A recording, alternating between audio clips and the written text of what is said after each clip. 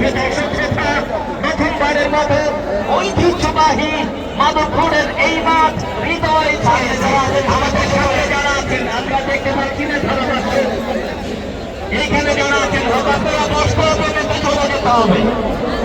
এইখানে আমরা দেখতে পাচ্ছি না মাঠের চারপাশে যারা আছেন রশির সাথে লাগা আপনারা বসে যান, পিছনের বাইরেকে খেলা দেখার সুযোগ দেন। সামনে যারা আছেন ধারাভাষ্য মঞ্চের সামনে আপনাদেরকে বসে যেতে হবে, আপনারা বসে যান।